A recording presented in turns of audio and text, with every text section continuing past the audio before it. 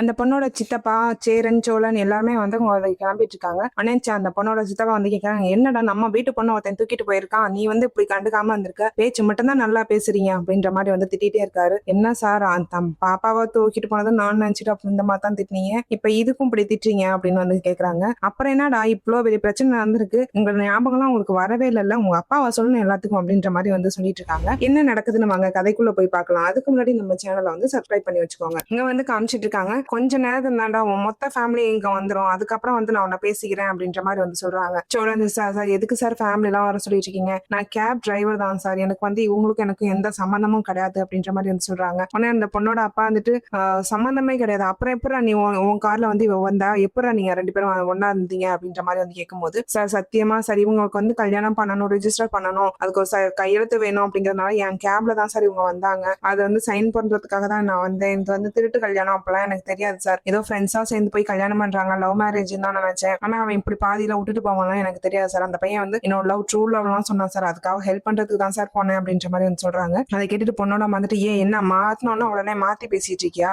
அப்படின்ற மாதிரி வந்து சொல்றாங்க. அவங்களாம் வந்து என் ஃப்ரெண்ட்ஸ் அப்படின்னாமே வந்து நான் விட்டுட்டு போயிட்டேன் அப்படின்னால அவ வந்து என் கூட தைரியமா இருந்திருப்பால, நான் இருக்கிறேங்கிற தைரியத்துல இருந்திருப்பால, இப்ப அழுகுறானா அதுக்கு என்ன காரணம், அவளுக்கு நம்பி போனவன் வந்து ஏமாத்திட்டு போயிட்டான் நான் காரணம் அப்படின்னு சொன்னோன்னே அந்த பொண்ணு அதுக்கப்புறம் தான் வாய் திறக்குது, இல்ல இவர் வந்து எனக்கு யாருன்னே தெரியாது, நான் கல்யாணம் பண்ணி நான் லவ் பண்ண பையன் வேற பையன், அது வந்து சித்தப்பாவை வந்து பார்த்தோன்னே அவன் மாலையை கழட்டி கொடுத்துட்டு ஓடிட்டான், இவங்க வந்து ஓட முடியல, அதுவும் இல்லாம இவருக்கு வந்து ஓடணுங்கிற அவசியமும் கிடையாது, எனக்காக துணைக்கு தான் நின்னாரு அப்படின்ற மாதிரி வந்து சொல்றாங்க. அதை கேட்டுட்டு அவங்க அப்பா வந்துட்டு என்னப்பா சொல்ற அப்படின்னு சொல்லி கேட்கும்போது சோழன் தான் சொல்றான், எனக்கு என்ன நடந்துச்சுன்னு எனக்கு தெரியாது சார், நான் சும்மா தான் போனேன், நான் சும்மா வேடிக்கை பார்க்க போவேன் தான் என்னைய பிடிச்சி கூட்டிட்டு வந்துட்டாங்க அப்படின்ற மாதிரி வந்து சொல்றாங்க. சரி நீ தான் வந்து என் பொண்ணு கூட இருந்திருக்க, என் பொண்ணை நீனே கல்யாணம் பண்ணிக்க அப்படின்ற மாதிரி வந்து சொல்றாங்க. சார் என்ன சார் லாஜிக்கே இல்லாம பேசிட்டு இருக்கீங்க, எனக்கு ஆல்ரெடி கல்யாணம் ஆயிடுச்சு, நானும் லவ் மேரேஜ் தான் பண்ணேன், அந்த மாதிரி தைரியமா வந்து அவன் பண்ணுவான் அப்படின்னு நினைச்சுதான் நான் வந்து கூட்டிட்டு போனேன், ஆனா வந்து அவன் இப்படி ஓடுறவனா தெரிஞ்சிருந்தா எனக்கு முன்னாடியே தெரிஞ்சிச்சுன்னா நான் வந்து ஸ்ட்ரெயிட்டா வந்து உங்க வீட்டுக்கே வந்து பொண்ணை சேஃபா இறக்கி விட்டு போயிருப்பேன் சார் அப்படின்ற மாதிரி வந்து சொல்றாங்க. அதை கேட்டு நான் சித்தப்பா வந்துட்டு இல்ல நீ சொல்றத வந்து என்னால நம்ப முடியாது,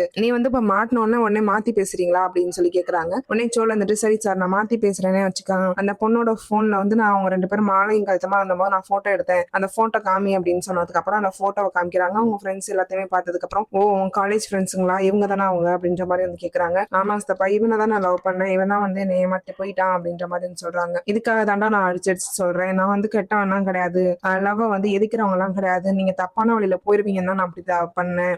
சரி உன் ஒய்ஃப் எப்படி லவ் மேரேஜ்ங்கிறியே என்ன ஆகுது அப்படின்னு சொல்லி கேட்கும்போது ஆமா சார் நாங்க ரெண்டு பேரும் வந்து வீட்டை விட்டு வெளியே வந்து கல்யாணம் பண்ணிக்கிட்டோம், ஜெயில வந்து என்னை வச்சு 2 நாள் ஃபுல்லா அடிச்சாங்க, அப்பயும் வந்து நான் வழியை தாங்கிக்கிட்டேன், என் ஒய்ஃபுக்காக வந்து நான் வழியை தாங்கிக்கிட்டேன், அவங்களும் வந்து பிடிவாதமா நான் தான் வேணும்னு சொன்னதுனாலதான் வந்து நாங்க இப்போ 2 பேரும் ரொம்ப சந்தோஷமா இருக்கோம், அந்த மாதிரி எப்போதும் வந்து தன் லவருக்காக வந்து அவன் பிடிவாதமா இருப்பான்னு நினைச்சுதான் நான் கூட்டிட்டு போனேன், அப்படி இருக்க மாட்டான் அப்படி விட்டுட்டு போயிருவான்னு நினைச்சுதான் நான் அப்படி பண்ணிருக்க மாட்டேன் சார் அப்படின்றாங்க. சரி சரி கிளம்பலாம் அப்படின்னு சொல்லிட்டு இருக்க மாதிரியே வந்து அவங்க ஃபேமிலில இருந்து வந்து எல்லாருமே கூட்டிட்டு வந்துடுறாங்க, நடேசன் எல்லாருமே வந்து கூட்டிட்டு வந்துடுறாங்க. நடேசனை பார்த்தாலுமே வந்து அவங்க பொண்ணோட அப்பா வந்துட்டு நடேசா எப்படா இருக்க அப்படின்னு வந்து கேக்குறாங்க. இவங்களும் வந்துட்டு எப்படா இருக்க பார்த்து ரொம்ப நாள் ஆச்சு அப்படின்னு சொல்லி 2 பேரும் வந்து பேசிட்டு இருக்காங்க. இவங்க 2 பேத்துக்கும் ஒண்ணுமே புரியல. நீங்க 2 பேரும் சோழன் வந்து பக்கத்துல போய் எப்ப உனக்கு அவருக்கு தெரியுமா அப்படின்னு சொல்லி கேட்கும்போது நான் லாரி டிரைவரா இருக்கும்போது ஒரு எதாச்சும் மீட் பண்ணேன், நல்லா பழக்கம் அப்படின்ற மாதிரி வந்து சொல்றாங்க. அதுக்கப்புறம் தான் வந்து எல்லாருமே உட்காந்து பேசிட்டு இருக்காங்க. அப்ப சோழன் சொல்றாரு, ரீசெண்டா இது மாதிரி கோயில்ல தான் வந்து எங்க அண்ணனுக்கும் மேரேஜ் வந்து ஃபிக்ஸ் பண்ணோம், கடைசி நிமிஷத்துல வந்து இது மாதிரி பொண்ணை கூட்டிட்டு போயிட்டாங்க, அந்த கல்யாணத்தை தான் பார்க்க முடியல, இந்த கல்யாணத்தை நான் பார்க்கலாம் தான் சார் போனேன் அப்படின்ற மாதிரி வந்து சொல்றாங்க. அவங்க சித்தப்பா வந்துட்டு ஏன் அந்த கல்யாணம் நடக்கல, ஏன் அவன் நின்று போச்சு அப்படின்னு சொல்லி கேக்குறாங்க. பொண்ணு வந்து நார்த் இந்தியா சார், அதுவும் வந்து லவ் மேரேஜ் தான், நாங்க எல்லாருமே சேர்ந்துதான் வந்து கல்யாணத்துக்கு ஏற்பாடு பண்ணோம், ஆனா அவங்க திடீர்னு அவங்க பொண்ணோட வீட்டுக்காரங்க வந்து துப்பாக்கி எல்லாம் காமிச்சு வந்து பொண்ணை தூக்கிட்டு போயிட்டாங்க, ஆனா அந்த பொண்ணுக்கு வந்து எங்க அண்ணனை தான் பிடிக்கும், அவன் மேல விருப்பம் இல்ல, கட்டாய கல்யாணம் பண்றதுக்காக வந்து தூக்கிட்டு போயிட்டாங்க அப்படின்ற மாதிரி வந்து சொல்றாங்க. அதை கேட்டுட்டு அந்த சைட்லாம் வந்து இது நார்மலான விஷயம் தான், அவங்க அவங்க சொல்றதான் வந்து செய்யணுங்கிற மாதிரி வந்து நினைச்சிட்டு இருப்பாங்க, நம்ம இதுலதான் வந்து 18 வயசு ஆயிடுச்சுன்னா நம்மளுக்கு உரிமை இருக்கு அப்படின்ற மாதிரி எல்லாம் நினைச்சிட்டு இருக்கோம். ஆனா பீகார்ல எல்லாம் வந்து அவங்க பேரண்ட்ஸ் வந்து எந்த பையனை சொல்றாங்களோ அவங்கள தாண்டா கல்யாணம் பண்ணிக்கணும் அப்படின்ற மாதிரி வந்து சொல்றாங்க. அவளை வந்து பிடிக்காம தான் சார் வந்து ஊரை விட்டே வந்து ஓடி வந்தாங்க, இங்க வந்து வந்து அண்ணன் கூட வந்து நல்லா பழகுனாங்க, 2 பேருக்குமே பிடிச்சிருந்துச்சு, சரின்னு டக்குன்னு கல்யாணத்தை ரெடி பண்ணலாம்னு பண்ணிட்டு இருந்தோம், எப்படி வந்து நியூஸ் கேள்விப்பட்டு வந்தாங்கன்னே தெரியல, வந்து வந்து பொண்ணை தூக்கிட்டு போயிட்டாங்க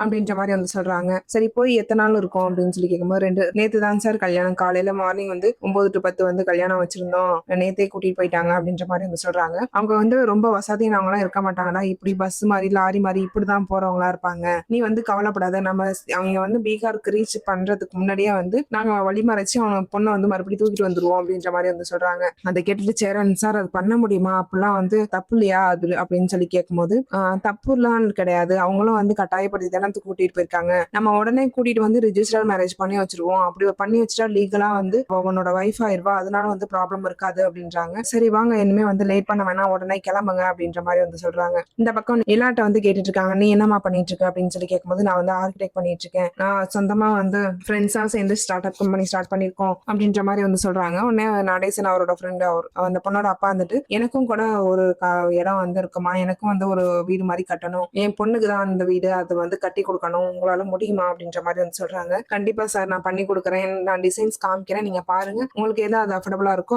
அது மாதிரி பண்ணிக்கலாம் அப்படின்ற மாதிரி வந்து சொல்றாங்க. காமிச்சிட்டு நல்லா இருக்கு, டிசைன்ஸ் எல்லாம் நல்லா இருக்கு அப்படின்னு சொல்றாங்க. ஃப்ரெண்ட்ஸ் எல்லாம் சேர்ந்து பண்றீங்கன்னா நீ ஒரு பார்ட்னராமா அப்படின்னு சொல்லி கேட்கும்போது இல்ல அங்கிள் என்னால வந்து பார்ட்னர் கொடுக்குற அளவுக்கு வந்து அமௌண்ட் என்கிட்ட கிடையாது, அதனால நான் வந்து லேபராகவே ஒர்க் பண்ணிட்டு இருக்கேன், என்னால முடிஞ்ச அளவுக்கு அமௌண்ட் சேர்த்துட்டு அதுக்கப்புறம் வந்து நான் பார்ட்னரா ஆயிக்குவேன் அப்படின்றாங்க. அப்ப எவ்வளவு அமௌண்ட் கொடுக்கணும் அப்படின்னு சொல்லி கேட்கும்போது 5 லட்சம் சார் அப்படின்னு சொல்றாங்க. 5 லட்சம் தானே, இது ஏன் என்கிட்ட கேட்டிருந்தா நானே கொடுத்துருப்பேனே அப்படின்னு சொல்றாரு. இல்ல சார் தேவையில்லை வேணாம், எதுக்கு உங்களுக்கு சிரமம், வேணாம் அதெல்லாம் பாத்துக்கிறேன் சார் அப்படின்ற மாதிரி வந்து சொல்லிட்டு இருக்காங்க. இல்ல நீ வந்து என்னோட ஃப்ரெண்டோட மருமகளா போயிட்ட, இந்த வீட்டுக்கு வந்து ஒரு நல்ல மருமகளா நீ இருந்துட்டு எல்லாரையும் வந்து நல்ல முறையா வழி நடத்திட்டு வந்துட்டு இருக்க, உனக்கு வந்து நான் இந்த ஹெல்ப் பண்ணல அப்படின்னா வந்து என்னை யாருமே மன்னிக்கவே மாட்டாங்க, எனக்கு வந்து நல்லதே நடக்காது அப்படின்ற மாதிரி வந்து சொல்றாங்க. அதை கேட்டுட்டு இல்ல சார் வேணாம் அப்படின்ற மாதிரி வந்து சொல்றாங்க. நான் வந்து உதவியா செய்யலாமா, நான் வந்து கடனுக்கு கொடுக்குறேனே வச்சுக்க, உன்னால எப்ப திருப்பி கொடுக்க முடியுதோ அப்ப வந்து நீ திருப்பி கொடுத்துக்கோ அப்படின்ற மாதிரி வந்து சொல்றாங்க. உடனே நிலா வந்துட்டு தேங்க்ஸ் சார் அப்படின்னு சொல்லிட்டு வந்து அமௌண்ட் வாங்கிக்கிறாங்க. வாங்கிட்டு அங்கேயும் போய் கொடுத்துடுறாங்க. கொடுத்துட்டு வந்து பார்ட்னரா ஜாயின் பண்ணிக்கிறாங்க. அது மட்டும் இல்லாம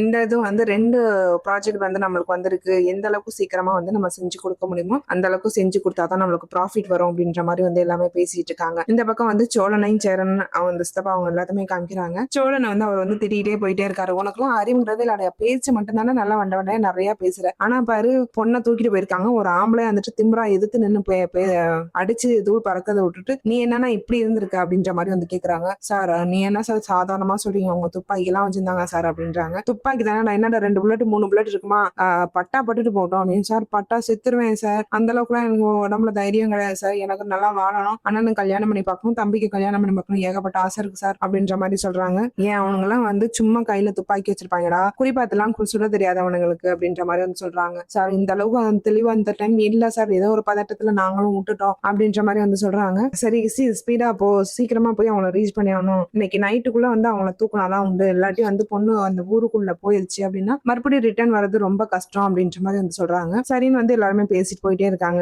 சேரன் வந்து கேக்குறாரு, சார் புடிச்சிடலாமா அவங்கள, சந்தாவை வந்து காப்பாத்திடலாமா அப்படின்னு சொல்லி கேட்கும்போது யாரா சந்தா, இவன் என்னமோ சொல்லிட்டு இருக்கான் அப்படின்னு வந்து அவன் சித்தப்பா கேக்குறாரு. சார் சந்தானா அவங்க கல்யாணம் பண்ணிக்க போற பொண்ணு தான் சார், அந்த பொண்ணு பேர் தான் சார் சந்தாவும். ஓ முதல்ல எல்லாத்தையும் டீட்டெயில்டா சொல்லுங்கடா, அரைக்குறையா சொல்லி வைக்காதீங்க அப்படின்னு சொல்லி வந்து 2 பேரும் வந்து திட்டிக்கிட்டே போயிட்டே இருக்கிறாங்க. இவர் வந்து பார்த்து சிரிச்சுக்கிட்டே இருக்கான். சேரன் வந்து சோழன் திட்டுவாங்க அடிவாங்க அதெல்லாம் பார்த்து சிரிச்சுக்கிட்டே இருக்காரு. கொஞ்ச நேரத்திலேயே வந்துட்டு அவன் ரொம்ப பாவம் சார், அவன் அடிச்சுக்கிட்டே இருக்காதீங்க சார், சின்ன பையன் சார் அப்படின்னு சொல்றாங்க. ஆனா அவங்க சித்தப்பா வந்துட்டு இந்த பார் நீ தான் இந்த மாதிரி எல்லாத்தையும் ஆக்கி வச்சிருக்கியாட்டுக்கு, இந்த மாதிரி சின்ன பையன் சொல்லியிருக்கு, தேவையில்லாத பிரச்சனையில இன்னைக்கு மாட்டிருப்பான் தெரியுமா அப்படின்றாங்க. ஆனா வந்துட்டு சேரன் வந்துட்டு ஏன் சார் என்ன பிரச்சனை அப்படின்னு சொல்லி கேட்கும்போது எங்க வீட்டு பணையை தூக்கிட்டு போய் ஒருத்தன் கல்யாணம் பண்ண போயிருக்கான், உங்க தம்பி அதுக்கு சாட்சி எழுத்து போட போயிருக்கான் அப்படின்ற மாதிரி வந்து சொல்றாங்க. அதை சோழனை பார்த்து என்ன சொல்றாங்க அப்படின்னு சொல்லி வந்து சேரன் கேட்கிறாரு. இல்லனா உன் கல்யாணத்தை தான் பார்க்க முடியல, இந்த சின்ன பிள்ளைங்க கல்யாணத்தை பார்க்கலாமே தான் அப்படின்றாங்க. ஏன் சொல்லலாம் நீ ஒவ்வொரு பிரச்சனையும் இழுத்துட்டு வந்துட்டு இருக்க, இப்பதான் கொஞ்சம் கொஞ்சம் உன் மேல வந்து நிலாவுக்கு நம்பிக்கையே வருது, அதையும் நீ ஏன்டா கெடுத்துக்கிற அப்படின்னு சொன்னோன்னு அப்ப இவர் 2 பேரும் லவ் பண்ணி கல்யாணம் பண்ணிக்கலையா அப்படின்ற மாதிரி வந்து கேக்குறாங்க. சேரன் வந்து சொல்றாரு, இல்ல சார் லவ் பண்ணி எல்லாம் கல்யாணம் பண்ணிக்கல, அவங்க வீட்டுல வந்து ஒரு சுச்சுவேஷனால வந்து கல்யாணத்துக்கு ரெடி பண்ணிட்டாங்க, அவளால வந்து அங்க சேர்ந்து வாழ முடியாது, அந்த பையனை பிடிக்கல அப்படின்னு சொல்லவும் வந்து இவன் கூட்டிட்டு வந்துட்டான், அப்படிக்குதான் சேர்ந்தாங்க 2 பேரும் வந்து கல்யாணம் பண்ணிக்கிட்டாங்க அப்படின்ற மாதிரி வந்து சொல்றாங்க. இன்ன வரைக்கும் என்ன உருட்டு தெரியுமாடா என்கிட்ட விட்டுருந்தா, நான் வந்து புடிச்சு அவளுக்காக வந்து அடி வாங்கினேன், அவ்வளவு அவ மேல அவ்வளவு லவ்வா இருந்தேன், அப்படி இப்படின்னு உருட்டுனான்டா இன்ன வரைக்கும் என்கிட்ட அப்படின்ற மாதிரி வந்து சொல்றாங்க. உடனே வந்துட்டு சேரன் வந்து சொல்றாரு, அவர் சொல்றது எல்லாமே உண்மைதான் சார், அவரை வந்து புடிச்சு போய் தான் வந்து இவன் கல்யாணம் பண்ணான், ஆனா வந்து நிலாவுக்கு வந்து நிலா மேல அந்த அளவுக்கு நம்பிக்கை இல்ல, லவ் வரல, அதுக்காக தான் நாங்க வெயிட் பண்ணிட்டு இருக்கோம் அப்படின்ற மாதிரி வந்து சொல்றாங்க. சரி பேசிக்கலாம் போங்க, எல்லா காதலையும் ஒன்னா நான் சேர்த்து வைக்கிறேன் போங்க அப்படின்னு சொல்லிட்டு வந்து கரெக்டா ஒரு லாரியை மடக்குறாங்க. அந்த லாரியில தான் வந்து சந்தா இருக்காங்க. போய் தேடிட்டு போறாங்க. சேரனும் சோழனும் வந்து தேடுறாங்க. உள்ள போய் பார்க்கலாம் அப்படின்னு சொல்லிட்டு போகும்போது அவருக்கு வந்து டவுட் வந்துருது, இருங்க போகாதீங்க அப்படின்னு சொல்லிட்டு டக்குன்னு வந்து 4 டயரையும் வந்து பஞ்சர் ஆக்கி விட்டுறாரு. ஷூட் பண்ணி வந்து பஞ்சர் ஆக்கணும் உடனே வந்து எல்லாரும் இறங்கி ஓட பாக்குறாங்க. அந்த டைம்ல வந்து அனிசையும் சந்தாவையும் சேரன் வந்து வந்து கூட்டிட்டு வந்து கார்ல வந்து சேஃபா வச்சுட்டு மத்த 4 பேரையும் வந்து இவர் போய் புடிச்சு அரெஸ்ட் பண்ணி வச்சிடறாரு. நல்லபடியா வந்து சந்தாவும் சேரனும் ஒரு வழியா சேர்ந்துட்டாங்க. அவர் வந்து சேரன் வந்து சந்தா வந்து கட்டி வச்சுட்டு என்னை விட்டு போகாத, நான் உன்னை வந்து உச்சுக்க இனிமே உன்னை விட மாட்டேன் அப்படின்ற மாதிரி வந்து ஓவர் லவ் ரொமான்ஸ் எல்லாம் வந்து நடந்துச்சு. இன்னைக்கு எபிசோடு இதோட முடியுது. நாளைக்கு தொடர்ந்து பார்க்கலாம். அதுக்கு நம்ம சேனல்ல சப்ஸ்கிரைப் பண்ணி வச்சுக்கோங்க.